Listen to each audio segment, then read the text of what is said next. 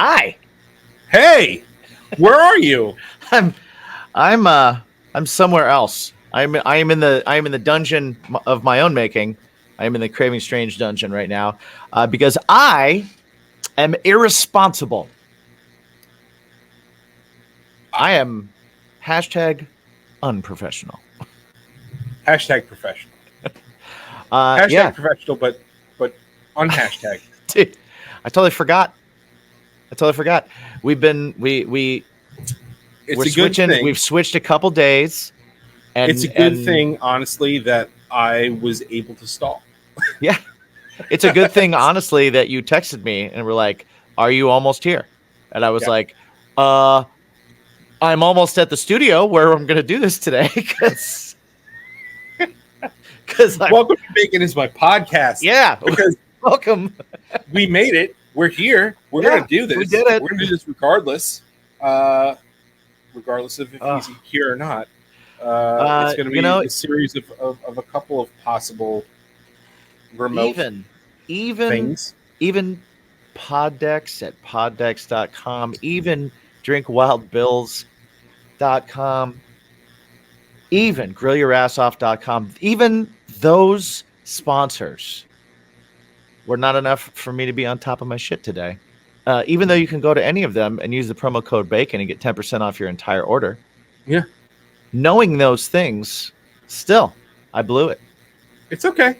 Hey, listen, you know what? You had a contingency plan. Yes. A very last-minute contingency plan. That's also true. The other sponsor that you potentially forgot about but didn't. I didn't forget about them. I was leaving that one for you. Is Manscaped. Manscaped.com.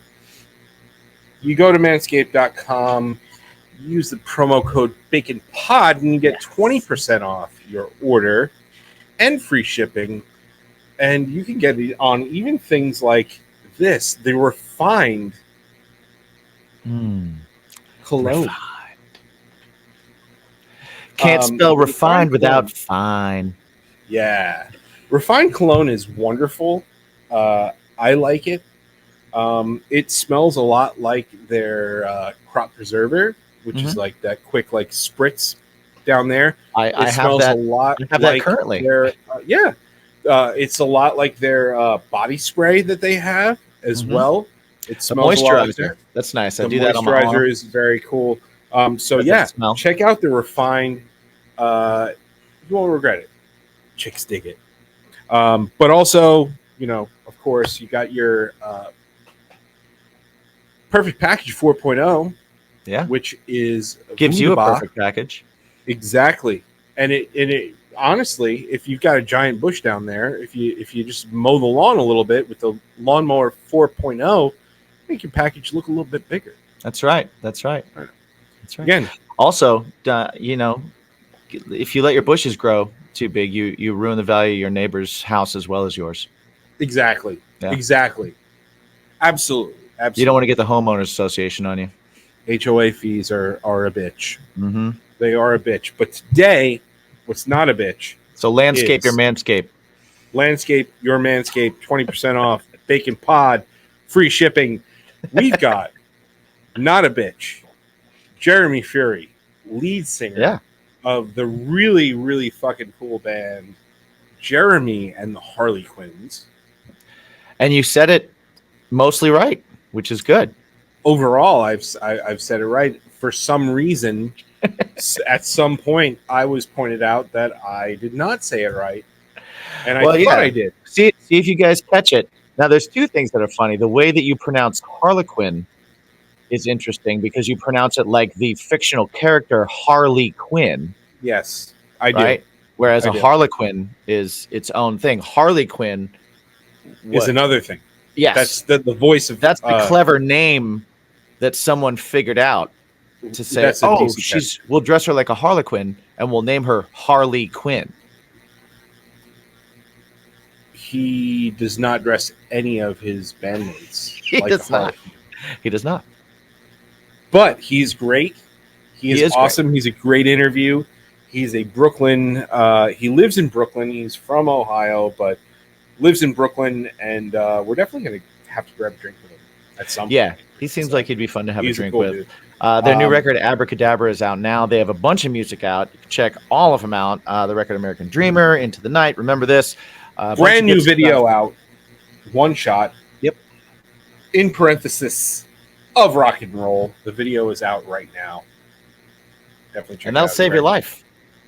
It One will. shot of rock and roll will save your life. Indeed, it If will. you listen to the song, they tell you right there. Thank you to our patrons and Yes. patrons.com/Bacon's My Podcast. Get additional content, all that fun stuff. But let's just get to the video. Let's get to the interview. Let's do it. Yeah, we've chit chatted enough. Yeah, let's do it. All right. Right Now? about Here? What? Right now. Bacon! Bacon is my podcast! Bacon! Bacon!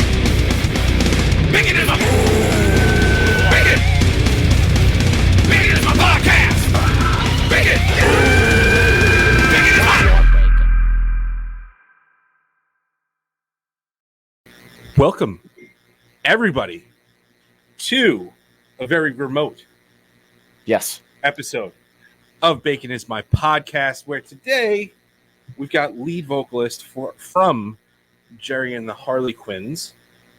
New record ABRA CaDaBRA is out now. Check out the video for One Shot of Rock and Roll. Ladies and gentlemen, Jeremy Fury, what's going on, man? Hey, how you doing? I'm just hanging out here in Brooklyn. Talking to you guys. Yeah. I just want to correct the band is Jeremy and the Harlequins. Yes. That's what I said. Yes. You said Jerry. Yeah. No.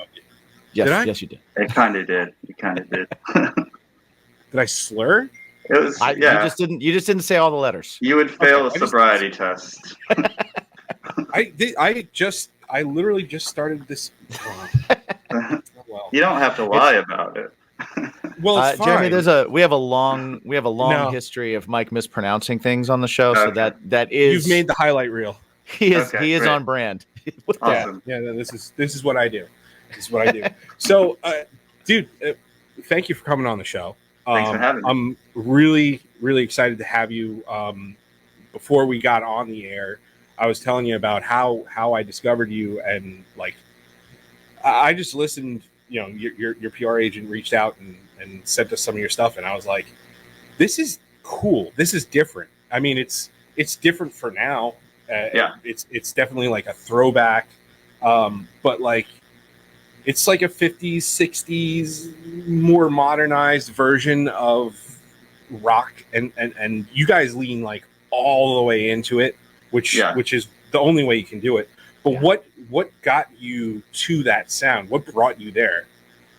So I've been playing in bands for years, and all through the 2000s, playing and touring in rock bands. And I think towards the end of the 2000s, maybe like 2011 or 12 also, I started feeling like there was nowhere left for rock to go. And I think we all saw that. Like, it seemed like 2012, 2013, pop blew up, hip hop blew up, and rock kind of just felt stagnant to me. And I don't like doing things just because I don't like feeling stagnant creatively.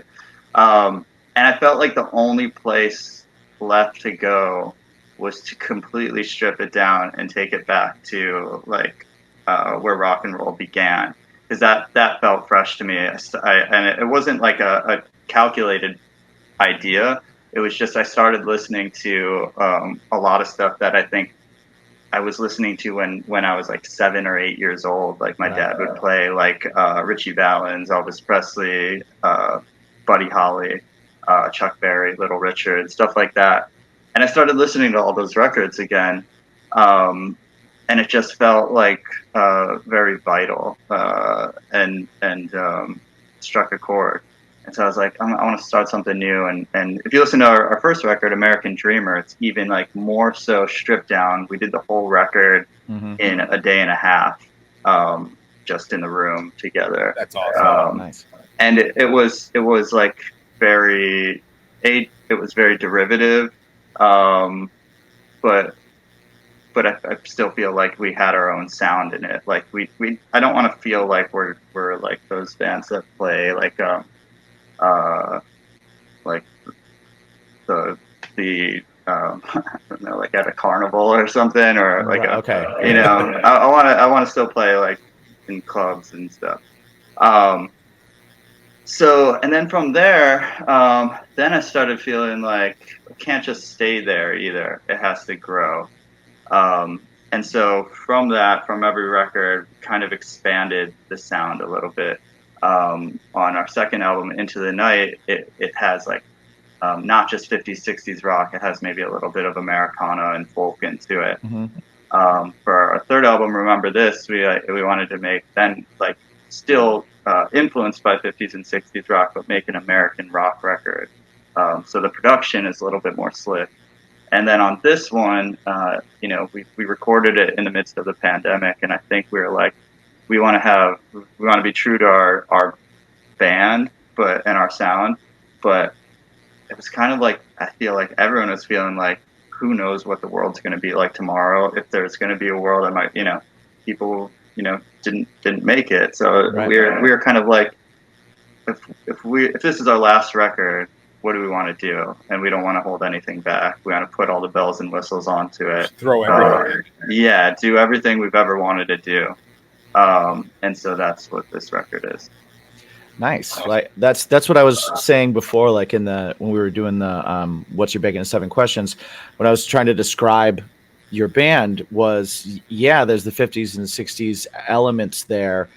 Definitely in the songwriting, in the choice of melodies, in the choice of the vocal qualities that you're using, some of the tones that you're using, but then also, like you were saying, when the more you start to listen, you hear that you are you're fairly modern in some of the production value. Not so much that it, like, I don't know, it doesn't ever not sound like a throwback, but it also doesn't sound like you're trying to do something like shticky. You know what I mean? It doesn't feel like that at all. It feels very genuine and open, and it's not like you're like, no, we can't use this because they wouldn't have done that. And that, you know, it doesn't sound like you're doing that either. Right. So it's a really cool mix of a lot of stuff. What was it like? So coming out of more traditional rock bands and deciding to do this, how was that transition as a writer? Like, was that kind of a natural feeling just because you love the music and was familiar with it? Were you writing like I think more rock versions of these type of songs before? Or? I think I started going in this direction even before we had the idea to do the band. I think it was like I started writing kind of songs. Like one of the first songs I had was "Trippin' to the Light," which was on our American Dreamer record, and that was maybe 2 years before we started Jeremy and The Harlequins. So I had some of these songs, and I think it's almost like I came from it like this way, and then the world was moving this way, and it's kind of like, all right, here's where we're meeting, and that's so it definitely, it was a deliberate choice in one way, but it was also like very organic, like, which led up to that. Okay, like give the choice is to give into what's already kind of happening and go, let's see where it goes all the way. Yeah, gotcha. That's awesome. Now your new record, ABRA CaDaBRA. I mean, we ask this anytime, like a common thread or concept album or whatever it may be comes up. Yeah. So your new record is based on 4 different stories with different characters. Was this something that you just approached like, okay, we're going in, we're writing a new record, this is how we're going to approach the writing and how I'm going to approach the story, or did it just kind of evolve into that? So that's more just for the song "One Shot of Rock and Roll," that specific song. The record is more, I would say, almost like a collection of different stories and different things that were part of. It's not so conceptual, but I do think the common chord that runs through it is this kind of like magical element. There's definitely songs that have kind of mystical meanings and concepts. Cool. That's awesome. And you recorded it in Renegade Studios. That's Steven Van Zandt from Springsteen and the E Street Band. Right. So how is it going into a studio like that in the middle of the pandemic and stuff like that? Was it the first time you went in there? Was it at all intimidating given the history, or did that add to it? Was it one of those things where you're like, man, this is going to help add to the magic of this record? I think so. I'd been to the studio before, but I've never recorded there. Mm-hmm. And that's part of the reason I thought it might be a good place to do it. But it was kind of funny. I remember the first day we go to set up, and the whole studio it's a really cool studio. They have awesome gear. But I guess Stevie was having an interview like the day before in the studio, and there was just like in the middle of the main tracking room, there's just like the butterscotch Telecaster, like the Springsteen Telecaster, just on the stand right in the middle of the room. And I remember being like, "Oh, that's where we're at." You know, That's got to be a pinch me moment kind of thing. Yeah, that holy shit realization. Yeah, that was pretty cool. And they did show us some other stuff in this in the studio, some different Springsteen memorabilia that was just like they have like some tapes there, and like some of Stevie's guitars. Like he has some amazing guitars. Yeah, it's an awesome studio. Yeah, that was, I think, before there was a few studios that we had in mind before we went in and recorded it.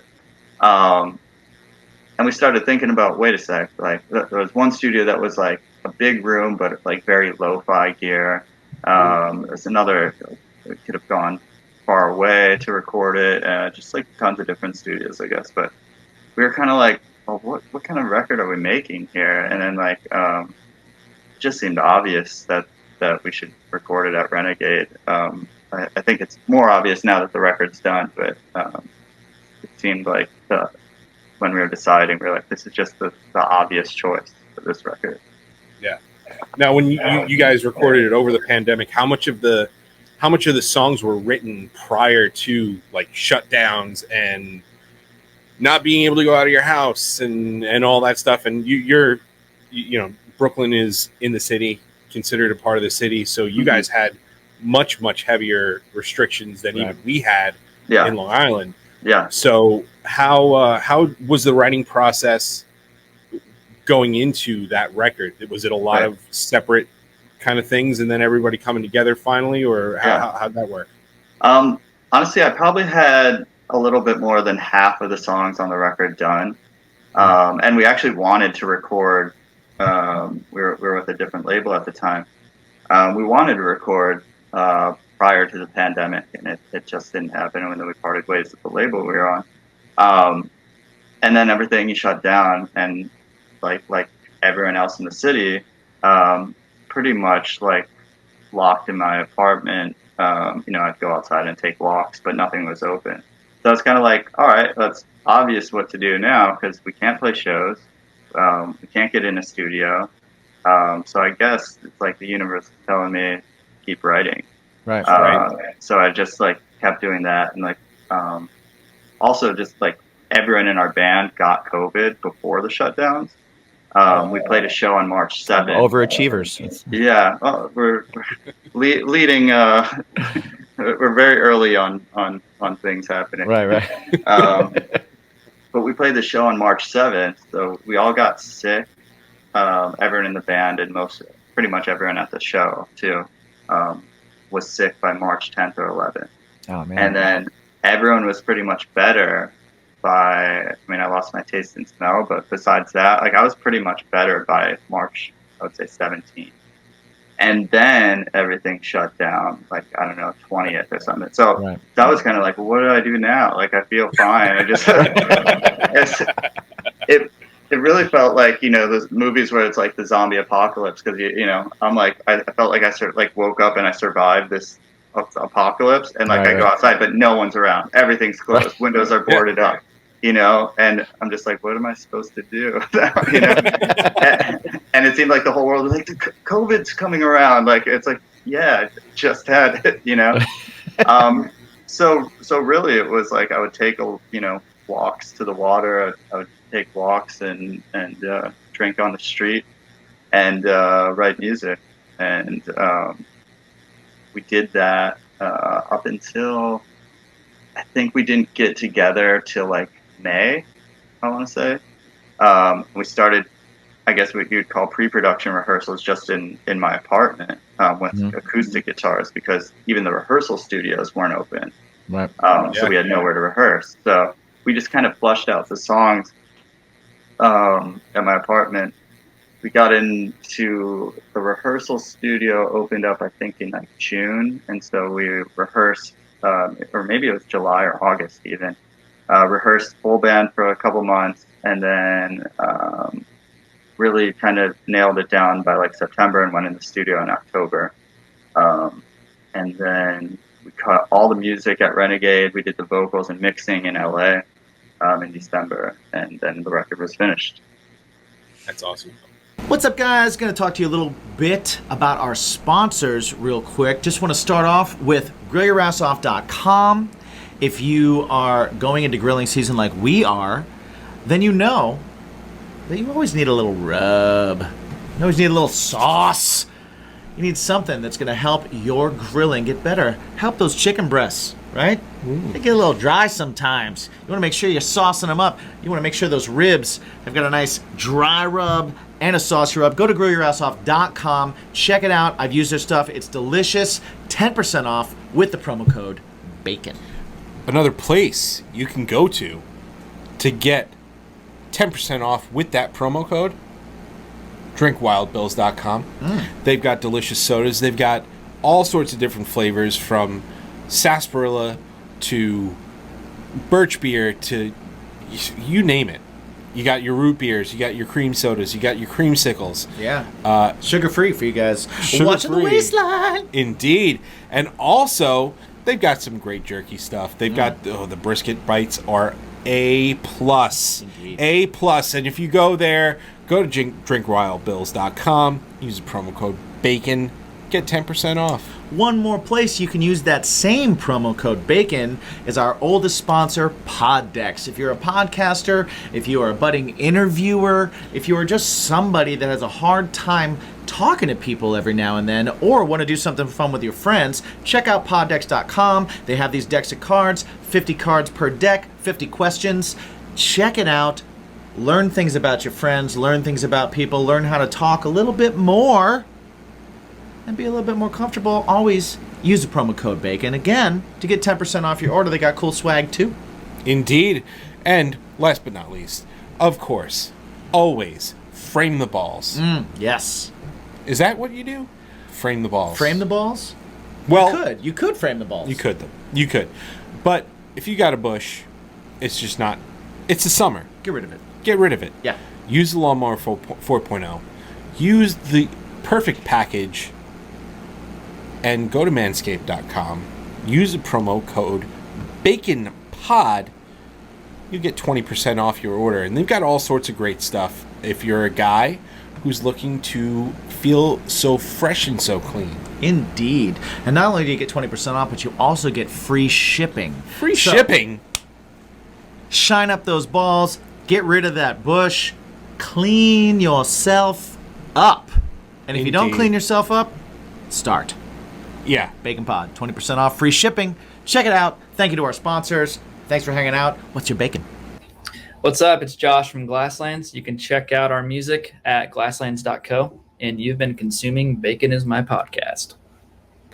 Nice. What was the process like of like trying to figure out? Because I know like for us and I know for Mike as well, like we had kind of the same thing where our bands stopped being able to play shows. You stop being able to do stuff, and it's like, okay, how and when are we going to release things? What's this new process going to look like? How long do we wait?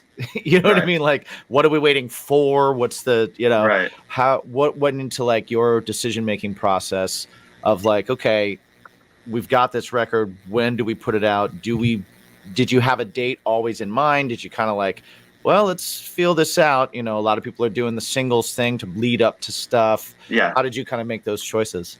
Well, we had a few singles that we hadn't released, so we did put those out, I think in 2020 or 2021. And then we kind of kept the record. We weren't on a label at the time, so we were pitching the record to labels. So that took a little bit of time to find the label that we teamed up with. Right. And then besides that, the thinking was, no one knew what to do, because it's like it's really hard to put, I think harder than ever to put out a record without any touring or any shows even.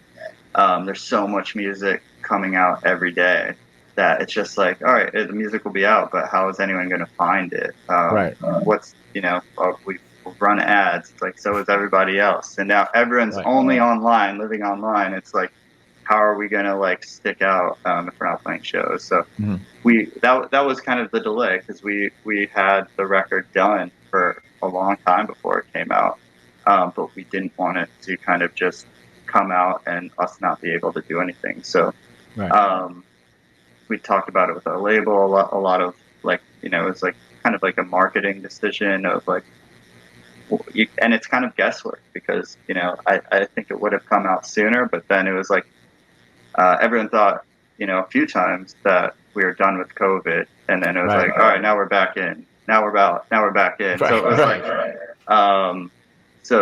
it was, I think by the time it came out, it's just like, it just got to come out, whatever happens, but the rest of the world, no one knows. So it's time to gotta roll with it. Yeah.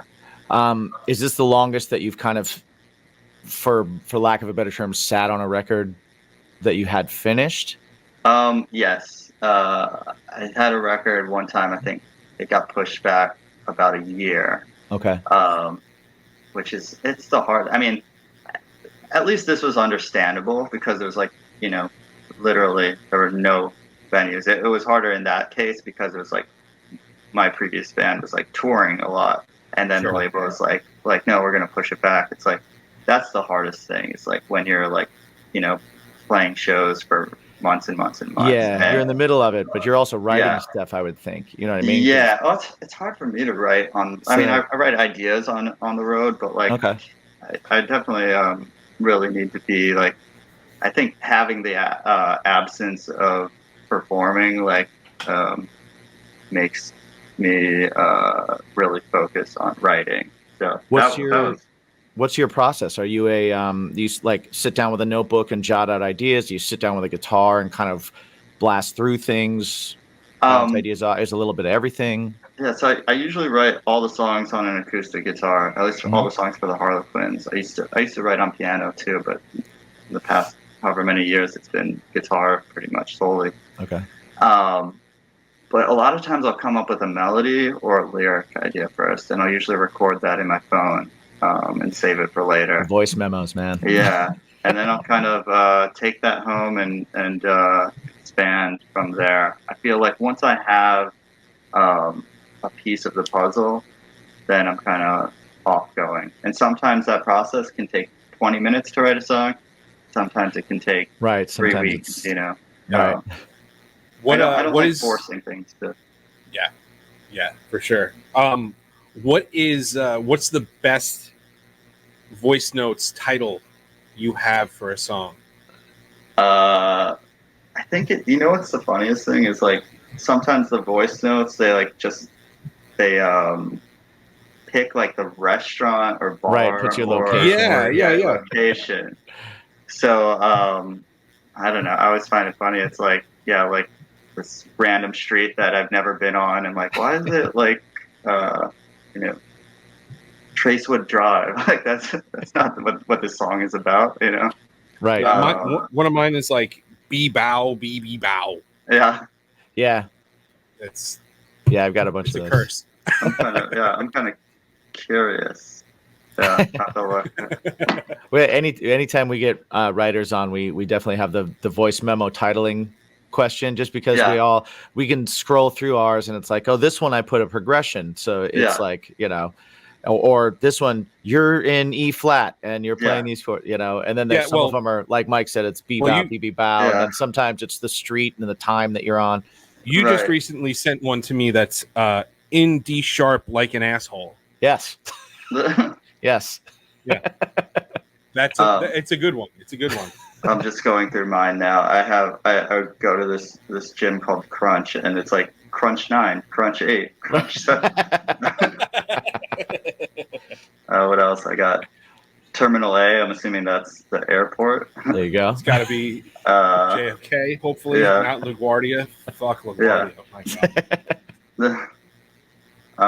Yeah, most of them look like streets, bars, and restaurants, and then most of the titles are usually pretty close to what I end up using as the actual title. Are you like a hook guy where you're just all of a sudden you hear a hook and you've got you got your melody and then you got one or two words that you're like, this is going to be the word that goes there. Yeah, that's pretty much. I feel like that's kind of key. Sometimes it'll be the verse first and then I'll work my way into the chorus, but I think it's the hook that really that's what gets me to reach into my pocket and get my phone and hit the record button. For me, definitely the hook is the one where those are the best songs that end up, are the ones that started from a hook. The ones that start from a verse or like a riff or something are always kind of like, that took some work. Yeah. What so you guys have a lot involved. It's not just guitar, drums, bass, vocals. Any of that other extra stuff, the brass, everything like that. Yeah. Is that something that you generally come up with that you hear, or is that something that you kind of farm out and you're like, all right, guys, here's the song, color it up? Most of the, everything on this, like I wrote all the string arrangements. I did have the guy who did the strings, Johnny Dinklage. What I would do is like literally play the song on. We had, it was the music recorded with the scratch vocal take. I'd play that in the background and put my voice notes on and record it and literally hum the string parts that I wanted him to play. Right. And then what he would do is he would play it back on a string sound on a synthesizer and be like, hey, does that sound right to you? And I'd be like, yeah, change this. And he'd be like, oh, what if I add this? Maybe it'd be like, what about a rundown here? I'd be like, yeah, that'd be cool. And then once we kind of confirmed that, then he would record that. I think the sax part, mostly I kind of wrote, the sax player came up with a few ideas. So I think like the solo in one shot at the end of the song, he kind of came up with. A lot of the keys, though, there's a mellotron, organ, that actually our bass player, like I had some piano parts that I played, but the majority of it was our bass player is an incredible musician. And he's like, what do you think of organ on this song? I'm like, I don't have the part. He's like, how about this? And he literally, I've never seen anyone do this. Like all the organs, all the mellotron, literally it's like a one take, one time through. Oh. Like he's just like had it done. I was just like, okay, next, let's go. Yeah. I think there was one maybe song where it was like he tried something, I'm like, it doesn't need it. But most of that stuff was all just like done in like 2-3 hours, like for the whole album. Wow. Like all the keys and stuff. That's super cool. It's great to have that guy. Yeah. It's so funny because I find like bassists are either like guitarists that just have to make it happen, or singers that just have to make it happen, or these really, really talented musicians. Yeah. That just hide behind the bass. Yeah. I think so too. I play this because I like to dance around. Like, all right. Right. Exactly. Cool. It's like cool. I can do everything that's super. I can do everything that's super intricate, but you know what? I'm gonna hang back. Yeah. I think. A great bass player. It's like I don't even think. I played with bass players who are great, and I played with bass players who are okay. And the most compliments I get from a show are when we have a really great bass player. And I don't even know if the audience is aware of why it's better. But I think it is one of those ingredients that's like, it just makes the band sound so much better if you have a really great bass player. And not just great, like technically, like a great bass player, it just has to be the right fit for the band. Right. But Well, feel and everything, connection with the drummer, all that. Yeah. But I think you're right. Like there's certain things that I find that that'll make me pay more attention to a band. Yeah. And I don't think people realize what they are, but it's like, yeah, when a band has an incredibly good bass player, it's kind of like this, it just sounds more interesting. Yeah. Just like when you hear like really good backup vocals. Yeah. Right. When a band has really good backup vocals, everybody's like, oh, they're serious. Yeah. You know, it's like they're not any less serious than somebody that doesn't. They just have people that can sing. Yeah. But it's like it's that little extra thing that people just kind of hear or they feel probably with bass and everything, where it's just more sound in the room and they're like, this is great. What is this? Right. That's called a bass.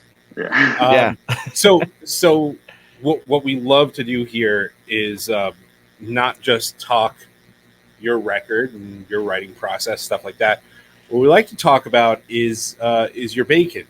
And you said it was people, but I mean, there's other things it could be like comic books, wrestling, video games. Yeah. So when you're not writing, when you're not doing the Jeremy and the Harlequins thing, what's that thing that turns your brain off? Is it cooking? Is it not cooking? I do enjoy eating. Eating is great. I love eating. It's the best part of cooking. I love travel. I love exploring places, even if it's just outside the cities, like going upstate or I like doing things. But I do like traveling to different places. During the pandemic, I started collecting vintage bandanas. Nice. Yeah, like because we had to have our faces covered. Right. And I was like, oh, this is. I think before. Again, we're very early on these trends. Yeah. I was just like, I if you look at like a lot of the records and on stage, I would have like a bandana in my pocket. And I remember going into a store, like I think it was like early on in the pandemic, and they're like, oh, you have to wear a mask. I was like, it was before anyone had to wear a mask. Right. And I was like, oh, I'll wear this on my face. And I was like, oh, that's kind of cool. And I don't feel like I'm going into surgery or something. Right. So like Billy the Kid. Yeah, exactly. Which is funny because it's like, think back before the pandemic. Like if you saw someone going into the bank with their face covered, and like, you'd be like, this guy's gonna rob the bank. But now it's just like if their face isn't covered, it's a bad person. Yeah, you're like, who's this asshole? Yeah. What's your game? Yeah. Naked face. Yeah. What's great is, so you live in Brooklyn. Yeah. Bringing it back to the eating thing, there are so many places to eat in Brooklyn, like many different cuisines and different like types of food. It's awesome. What is your go-to place in Brooklyn? Like pizza, of course, but sure. What's your deal? Like real thing? Oh yeah. Well, I live in Greenpoint, and it's a Polish neighborhood. So there's incredible Polish restaurants, which I'd never really gotten into Polish food before living in Greenpoint. So like that's kind of like there's a few places. There's one called Karczma that's like kind of the center Greenpoint Polish restaurant. That's a lot of fun, but there's a bunch of other ones. I love like smoked fish. We have Acme smoked fish, which is like a wholesale distributor for like pretty much anytime you get smoked salmon all over the country. A lot of it is from Greenpoint. Really? So on Fridays you can go there and you put it in order, and you can get it for like wholesale price. And it's like I love like taking that, going to the park, getting a couple like bagels or crackers and some stuff like that, and just like having that in the park. Very local. I mean, besides salmon, what other fishes what other fish do you get smoked? Because I have a smoker. I'm on this. I'm ready to go. Smoked trout is awesome. They have that there. Sable, different whitefish. Yeah, write it all down. Take notes. Yeah, all that's good. I mean, like you said, pizza, obviously. I think, yeah, I don't know. I can't pick the best pizza place because there's so many. There's like all these different styles of pizza that are like. That's true. Yeah. Well, like actually, we had really great pizza. Believe it or not, at the Kingsland. Oh, we went to go see Rivals there, and we did a tasting with them and stuff prior. And they have a pizza oven, and we walked past the kitchen and we were like, oh, no fucking way. Yeah. Like, I'm not eating from here. Right. But then we started seeing them send the pizzas out, and everybody's like loving it. And we're like, all right, screw it. We're hungry. Let's get pizza. Crazy. And it was really good. Well, pizza ovens are like 900 degrees too. So anything. There's actually on my street, there's during the pandemic, a guy set up a wood fire pizza oven on the street and just started selling pizza. Right? Nice. Put up a tent. And like, that's one of my favorite pizza places. It's literally, they're open on Friday nights, and it's just like the best kind of, it's like Neapolitan style. It's that little bit of burnt on top. Yeah, it's so good. You can eat eat like a whole pizza to yourself. But that's that's incredible. Like Joe from Forever Came Calling. Yeah, he does that too. Friends of ours nice. That they're out in California. California, yeah. But they're going to be on tour, and he's going to bring his pizza oven with him. Yeah, and he's going to be doing it outside the shows. He's going to grab all of the accoutrement, if you will, and make pizzas outside, sell them. Wow. Extra merch money. Cowabunga pies. Awesome. Yeah, I'd much rather like Cowabunga pizza. Cowabunga cool. pizza. I like the name too. It's all Ninja Turtle based. Yeah. Yeah, every pie is he's got the uni, right? Yeah. Yeah, so he's got one of uni uni ovens, and every pie is named after something Ninja Turtles. So. Oh, that's cool. Yeah. Extra I'll points have to try this. That's awesome. I think they're going to be around in September, end of September. So I'll let you know. We'll clue you in. We'll definitely clue you in. So what we also have to do here is pay a bill, right? Yes, we have one. We have one bill we have to pay. A bill. I mean, so behind us we have sponsors. One of those sponsors is Poddex. Poddex is a company that makes card decks for people who don't have verbal diarrhea like we do. They're for budding podcasters, ways to break the ice. Indeed. And what they do is they make different cards, different decks of cards, and within each deck of cards is 50 cards, and within each card is a question. We like to have our guest pick from a deck and then pick a random question from that deck. So here we go. I'll list them off for you. We've got the interview deck. We've got the interview deck 2. We've got what the heck. We've got the episode deck. We got would you rather. We've got what the fuck and how dare you. Let's do what the heck. What the heck? We had a what the heck recently, and it ended up really good. It was a good one. Yeah.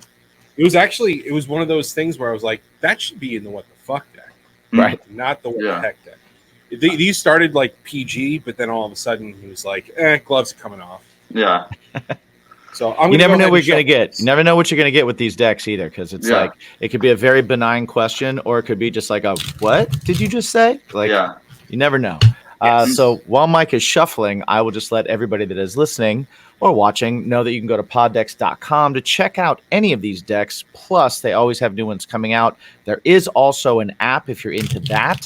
And they have some cool swag and merch as well, too. They have the soft style t-shirts. They're not itchy or scratchy on the nips. On the nips. You know, and it's not the crunchy print that you have to wash 6 times and then it falls apart. Yeah, pretty good stuff. So anything that you get from the site, please use the promo code BACON. Because everything is better with bacon. And get 10% off your order and help out the show. We appreciate it. All right. So what I'm going to do is I'm going to fan it out, and usually it's Jimmy's finger that He's goes usually my process. finger of power. But His finger of Okay. power. So this is a finger of less power. So Jim, just give me the power of the finger of power, and I'm going to run it from my left to your right to my the other way around. Just say when, and I'll pick All a right. card. Yeah. Ready? Yeah.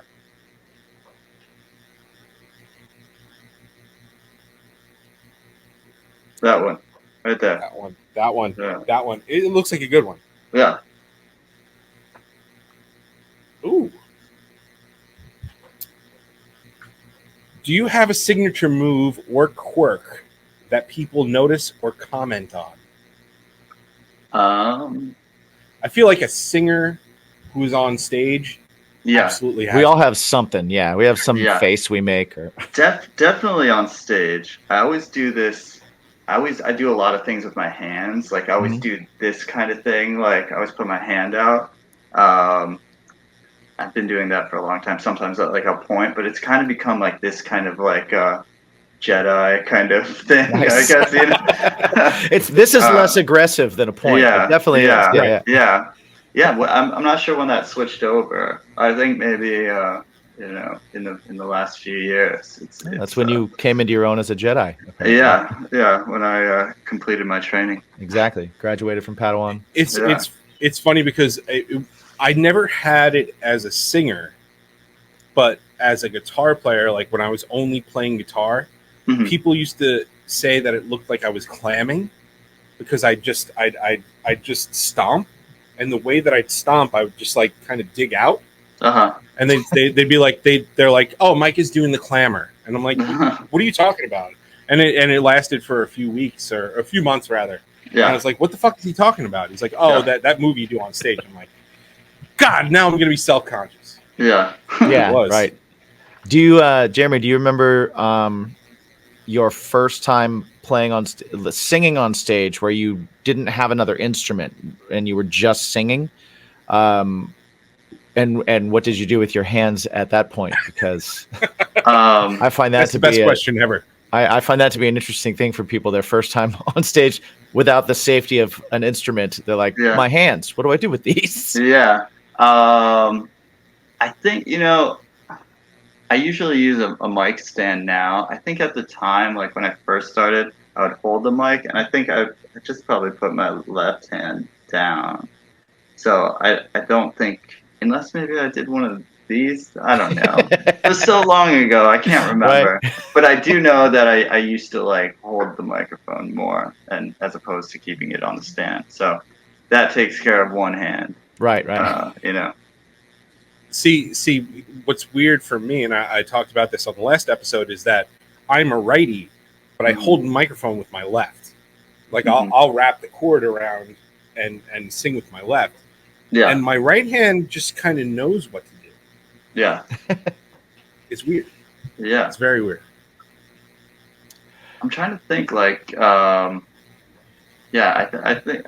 think I like having my hands free now. I think that's why I like the stand. I don't even do the think. mime. Yeah, I do. Oh, I I recently saw my guitar player made a short little meme of me. Yeah. Because I went and sang with another band on some show that we did, Uh-huh. and so since I was jumping on stage and singing with them, I did some weird, like I ran to the front of the stage, and then like my arms brought me back. some bird wing. It was like run, no. I feel There like was you've this never weird thing that I did. You He made a meme of me doing it over and over and over again, with like a poor edit, so it was real choppy. That's funny. I feel like whenever you've come on stage with me, you've never done anything that weird, but you do. You absolutely do the Christina Aguilera, where you just kind of like you're fluttering by your ear. I do. I flutter. So you hold it, and you're like, I don't know what this does. It finds the notes. It finds the notes. This is where I got to like go. A keyboard. You're like, okay, hit the right note, asshole. Okay. Yeah. Cool. I think it's mostly that I'm an idiot, and that it is just manifesting itself outwardly. You know what? What a weirdo I am. You know what? You're probably right. Yeah. So I think it is. Jeremy, you did Yeah. in the 7 questions, you brought up that you no longer eat bacon. So my question is this: have you gone like vegetarian or vegan or anything like that? What's the change? I'm mainly like pescatarian. I do eat meat sometimes, but I don't eat pork. And yeah, I just don't eat meat as much as I used to. But I was gonna say we still were talking enjoy about it. smoked fish, so we know Mhm. you Right. got that going on. Yeah. I think I did eat bacon up until I probably stopped eating pork like 7 to 10 years ago, something like that. Was it like a health choice thing, or was Yeah. it just like a or Yeah, I was trying to cut some things out of my diet. Gotcha. So that's one that didn't make it. But I respect the craft of bacon. I do remember it. So yeah. you never forget your Um, first? I will tell you, beef bacon, no good. Not so much. Yeah. You'd think beef bacon, Yeah. don't do it. Okay. But other types of bacon are great. I've had turkey bacon recently. Turkey bacon is good. I like turkey Yeah. bacon. Yeah. Yeah. I enjoy it. Yeah. I don't have it. I too still like the much. soybean Yeah, I bacon still too. I actually like that. Like the Yeah.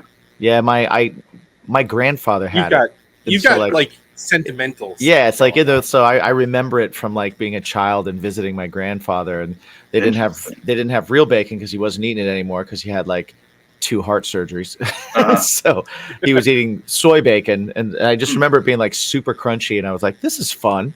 This is a cool thing. And so like Yeah.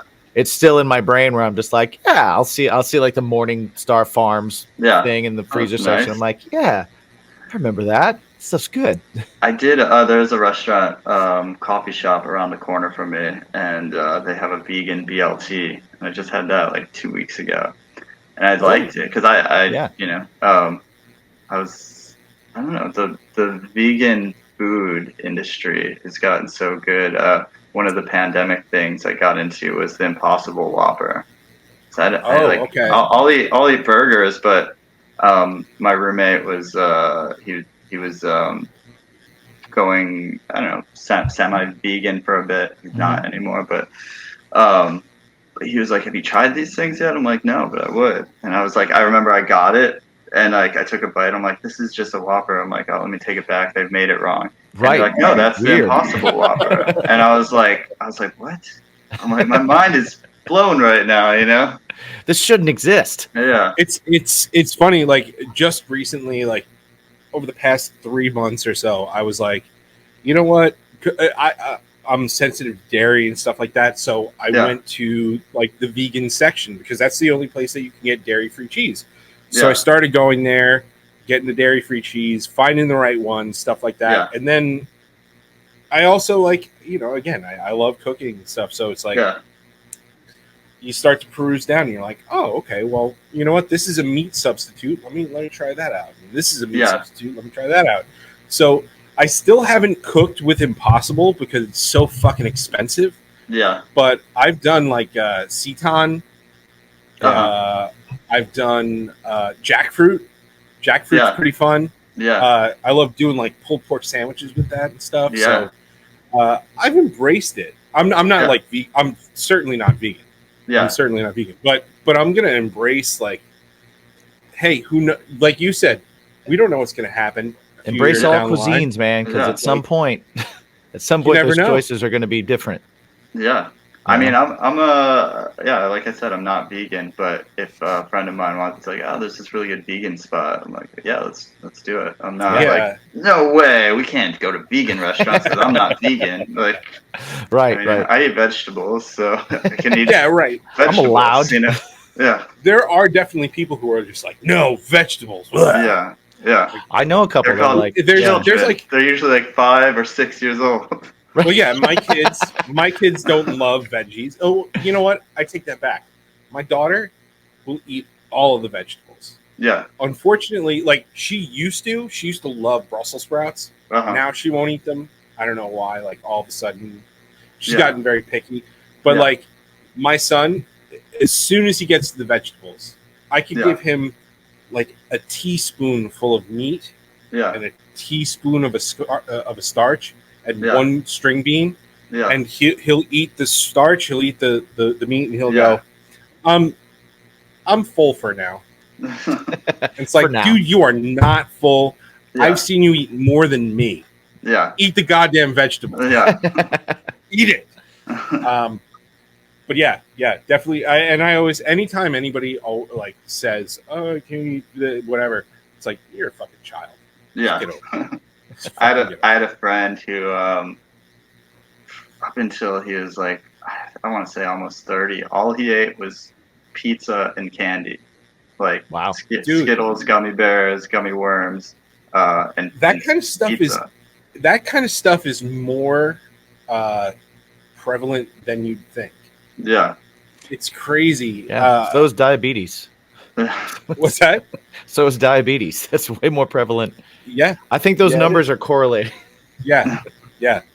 No, my sister, her husband, and his father, they eat burgers, peanut butter and jelly, and pizza, and yogurt. But it's got to be a kid's yogurt. Yeah. It can't be anything else. It's got to be like a kid's yogurt. It's all they fucking. Well, those ones So taste the best. interesting. Well, Yeah, it's of like course. it's like a stunted food palate or something like that. Yeah. Yeah, Yeah. that makes sense. I mean, nothing wrong with it- PB and J. I'll fly the flag for PB and J all day. 'Cause Oh, yeah. I love PB&J. that's I love a good PB&J.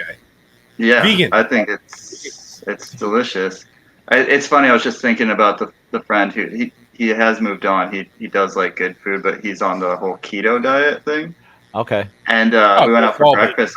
Yeah, Natural progression. we went out for breakfast one time. He was in town. Him and his girl, and they get like we order. I don't know. I had like eggs, toast, and potatoes. And he's like, "Can I get 6 strips of bacon and 4 fried eggs?" And I'm like, "That's insane, man." Wow. And he's like, "I'm eating healthy now." Like dead face, like, "No, I'm eating healthy. I have to eat this." So I'm like, "What about cholesterol? What about?" He's like, "No, it doesn't. With keto, it doesn't matter." It's like my mind is just like, "What are you talking about?" Make sure all that's cooked in butter. Yeah. One something that I But will. it's also like he's like, you can't have orange juice because that throws the whole keto thing off. So Yeah. What? so Acidic, man. orange juice is not healthy, but unlimited bacon and eggs is. It's acidic, man. It throws off your body. You can't digest those butter-soaked bacon and eggs. Yeah. Wow. Yeah. I did not know that. I've never Yeah. been on keto, so I don't Yeah. know. My son surprised the shit out of me. He went to Hibachi and he ordered salmon, and I was like, "What? When did you fucking what?" All right. Okay, cool. So now that that's his thing. He's like, Yeah. "Oh, I want to go to Hibachi and I want to have salmon hibachi." I was like, "All right, cool. Wow. Better Hey. eat those fucking vegetables." Yeah. It's a delicious choice. He won't even have the vegetables at hibachi because I always felt like those vegetables are pretty flavorful. Yeah. They don't that's- count. Oh, Yeah. dude, the first time that he was flung a zucchini piece, he like ran for the hills. It was like a bomb. Like somebody threw a grenade at him. He was like, "No!" Yeah, it was a sight to behold for sure. That's funny. His daughter Yeah. jumped on it to save the table. She did. She's a tough cookie. Jimmy knows. She is. Yeah. So, Jeremy, Yeah. thank you so much for like hanging and doing this with us, and really like you're local, so Yeah. if you want to hang or Yeah. have some drinks, like let Absolutely. us know. We're Awesome. we're in. If Cool. you're playing local, Yeah. let us know. We're in. Definitely. So before we sign off here, Yeah. will you please let everybody know where they can find everything Jeremy and the Harlequins. Definitely. And thank you again for having me. You can find everything Jeremy and the Harlequins related at jeremyandtheharlequins.com. You can go on all of the digital streaming platforms and listen to our music. We're also on YouTube. We have our own YouTube channel. Everyone knows how to use the internet nowadays, I think. So, we're online. We have 4 albums out, and a lot of them you can find on CD and vinyl, both online and maybe in your local record store. And if they don't have it, tell them to get it, because we'd love for you to be able to buy it locally. Yeah. The other thing too, and you brought this up again. You get 7 questions. Yeah. When is the vinyl going to be ready? Because Vinyl's so hard to get. Everybody's right now. saying You ordered it 2 years ago. It's coming in 2 years. Right. Yeah. No. It's been. I think it's going to be this fall. Cool. That's what we're told. So it should be pretty soon. We actually are just. We just got an email this past week saying the test pressing was done. So Nice. So excited to hear that. So that was promising. Yeah. Yeah. So it's on the way. Cool. And it's, like I said, we're going to be having more shows this fall. So I think it's actually a good time for it to come out. Cool. I have some interesting thoughts about vinyl. We can go on that tangent at some other point. Yeah. So anybody who's waiting for that vinyl, get over yourself. But also, Jimmy, I think it's test time. I believe it might be. We did say that there is one very important question Yes. that we all ask ourselves every day, just to kind of give yourself a reset, just to be like, what's important? What is the thing? Like, my life's pretty good. You know, you got a kick-ass band, you got a record that's out, you got a vinyl that's coming out, you got a bunch of songs that are out now. People could check them out right now. Yeah. Immediately. But what makes all those things even better in your day-to-day? What is it? For you, it's the people. Yeah. For you, it might be smoked fish. Smoked fish. It might be a walk in the park. Yeah. What is it that everyone needs to ask themselves to figure out every day? Do you remember, Jeremy? I remember something about a garden gnome. So close. What's your bacon? What is your bacon? What's your bacon? Yes. Everybody, thank you for joining us. And always, what's your bacon? And we're back. Oh, damn it. Yes. Yes. I knew I'd get you. You son of a bitch. I was just about to do it. You took my line. I'm gonna take All your right. fucking line. Thank you, Jeremy. Touche, sir. Yeah. Thank you, Jeremy, for coming on. A lot of fun. We talked a lot of cool shit. And I'm super excited to see them live because it's a big band feel. Like, it's not that like I'm gonna go to a show and see guys, like 4 guys or 5 guys up on stage do their thing, or 4 or 5 guys do their thing and have tracks. Like, this is a production. Like, Oh, yeah. it's a big pain in the ass getting a 3-piece band together.